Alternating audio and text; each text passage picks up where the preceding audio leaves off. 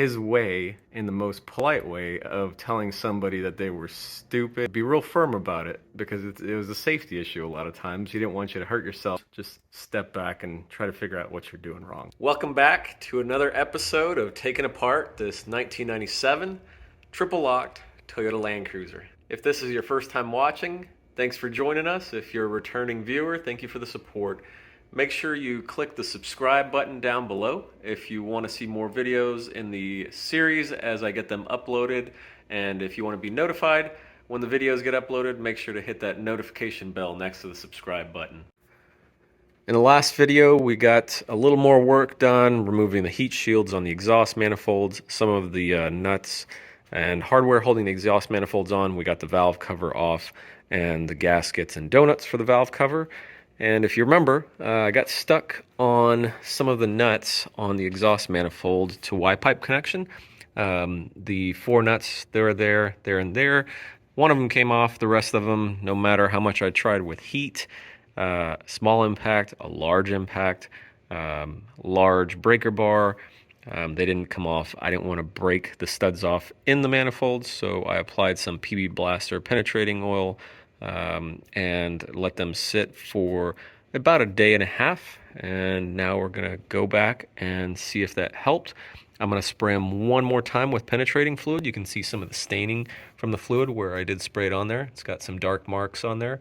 So I'm gonna spray them one more time right now, let them sit for just a minute.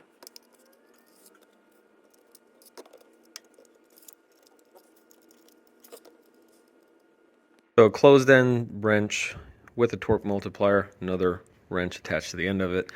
That did not work. I tried all three of them, no luck there. I'm gonna go down below and start on it with the large impact and take a little bit at a time, rotating clockwise, counterclockwise, back and forth, maybe 5 or 6 times on each nut and see if we can break any of them loose.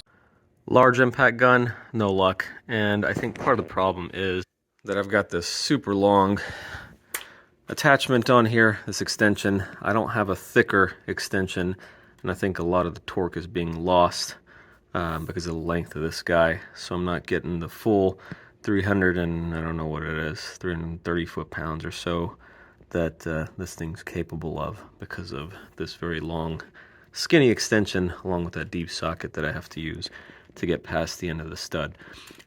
So let's switch over to a breaker bar, 1/2-inch breaker bar, and see if we can get that thing broken loose that way. I had this shop teacher, probably in 8th grade, 9th grade, sometime at the beginning of high school, and his name was Mr. Massey. Nicest old man I ever met. I think back then he was in probably his mid-50s, 60s. Nowadays that doesn't seem old to me. Back then I thought he was an old man. And we had all kinds of tools in this giant gymnasium-sized facility at the high school, and we built things, and you did things that you do in shop class. I wish kids had shop class these days still. I don't know if they do in different parts of the country. We don't have it here in Central Texas. But anyway, one thing that I always remember Mr. Massey for is his way, in the most polite way, of telling somebody that they were stupid. No, not stupid, I shouldn't say that. That they were doing something stupid. And he had his rule, which nowadays you hear often as an adult, at least I do, in the engineering world. His rule was the KISS rule. Keep it simple, stupid.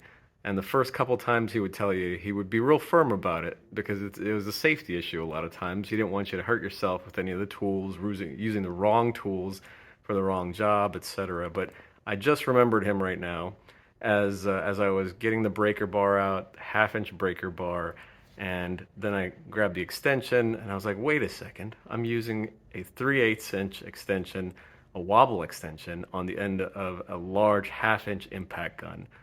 And I thought to myself, well, that's probably the issue I'm having. I'm just not getting the power out of this thing.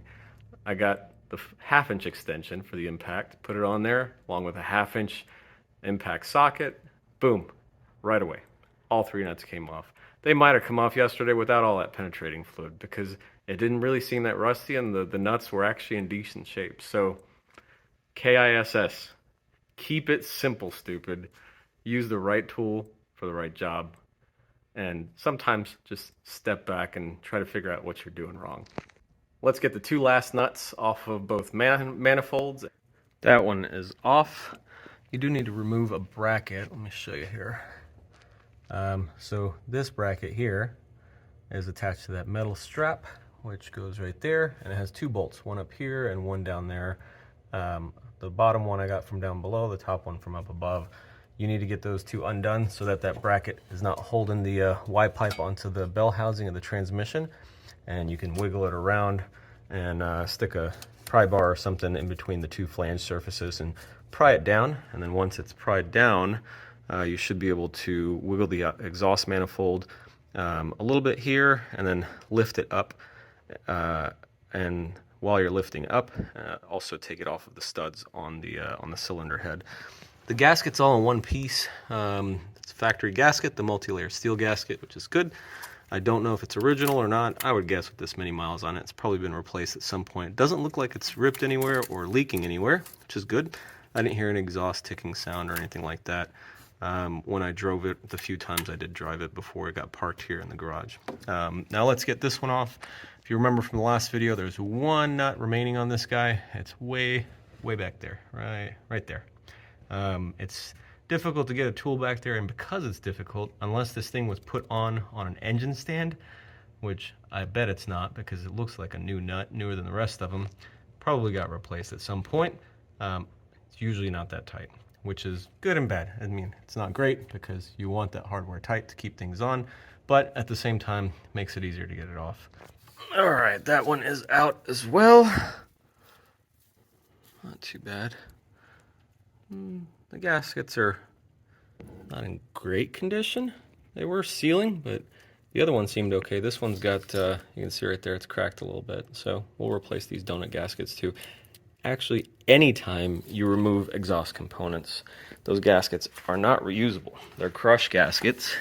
You should be replacing them every single time you take anything off an exhaust that uses these little squish gaskets. All right, let's get these exhaust gaskets off of here. Get that one off.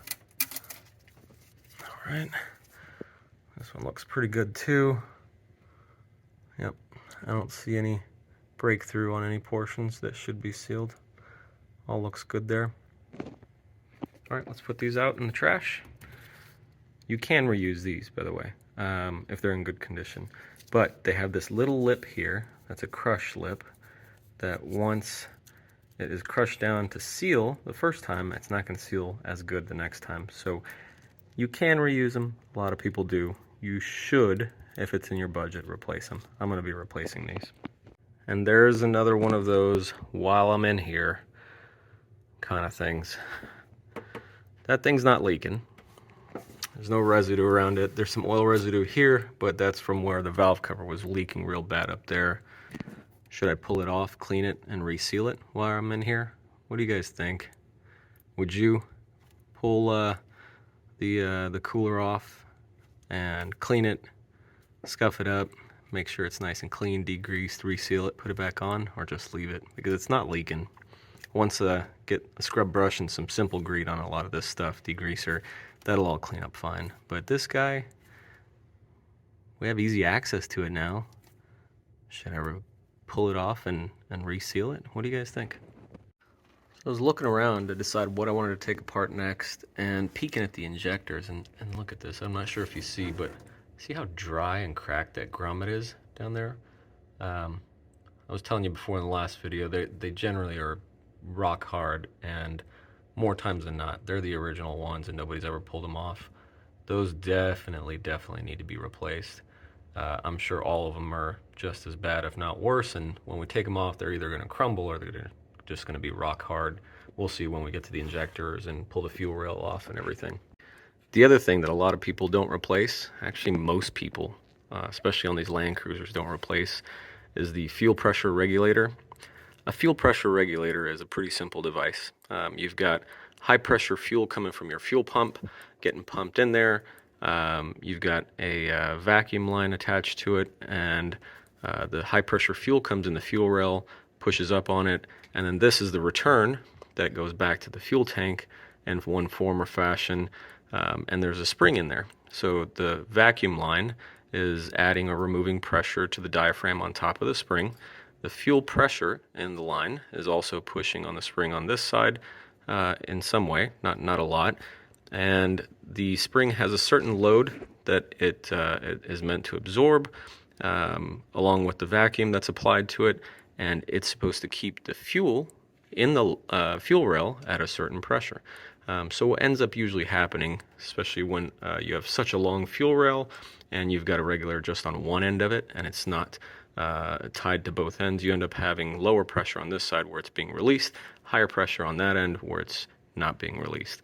And that you can see that's where the fuel pressure from the pump is coming in. That line right there goes to that end. That's where the fuel comes in from the fuel pump. It runs through it, and the fuel pressure regulator on this end, that's where it releases the extra pressure, goes out. So anyway, that's the pressure difference, which in a motor like this is not a huge deal, but it is something you got to keep in mind, especially when you want to add a turbocharger or a supercharger. To get back to my original point, a lot of people don't replace the fuel pressure regulator when they're going in and refreshing their fuel system. I highly recommend you do, because just like any spring, think about the springs that are holding your suspension up, or any sort of diaphragm, it wears out after a while, especially after this many miles that these trucks have on them these days. And even if it's not the high mileage, the years also will wear parts out like this. So I'm going to go ahead and order one. I forgot about the fuel pressure regulator. It wasn't on my list of parts. I'm adding it to the list, and I'm going to get one ordered tonight. If you are in here messing around with your intake manifold, fuel injectors, doing new washers and grommets and things on the injectors, rebuilding any of this stuff, replace your fuel pressure regulator as well. Really important. While we're on the topic of the fuel system, another part people don't replace, and since we've got the carpet up, it's easy to show you. The access panel for the fuel pump, it's right there. The sock on the fuel pump where it sucks fuel in. Yes, I know your fuel pump probably works and you think you don't need to replace anything. Sure, if the fuel pump is good, leave it. If it were me, I was already in there, I would replace the fuel pump as well. But that sock, think about how much gunk and grime and grossness gets into your fuel tank over the years, over several tanks of gas. Different gas pumps, different gas stations might have different qualities of gas, etc. All of that trash gets stuck on that sock so that it is a primary filter before fuel goes up into your fuel pump and gets pumped out to the engine in the front of the car. If you're not going to replace your fuel pump, at least replace that sock and the little fitting on the end. Really easy to do. Even if your carpet's still in the car, just pull it back, get to it, and pop the pump out and replace it. Might be a good opportunity to check out all the lines that go to your pump as well. This truck's from Texas, so it's not rusty, but if you are in a rusty area, a lot of times those lines are on their last leg and could be a safety hazard if they start to leak or break on you. I think I'm going to call it a night. Apologies for the little amount of progress on these videos. It seems like it's taking forever, and it kind of is. I'm taking it slow on purpose because I could disassemble all of this stuff in one sitting over a few hours, get the entire head off and all of that, but I'm really trying to look through everything, be very thorough, make lists of everything I want to do, and inspect all the components to see if there's anything else I want to address while we're in here. I'm going to go ahead and wrap this video up. We'll continue tomorrow again on the next set of parts we're going to disassemble and go from there. And then tonight I've got some more parts to add to the list of things I'm going to be ordering for the refresh of this drivetrain. Thanks again for watching and all the comments and the support and the encouragement. I hope you guys get some enjoyment out of these videos and also find them useful when you're tackling your own projects on your 80 series. In the meantime, love y'all. Good night. See you next time.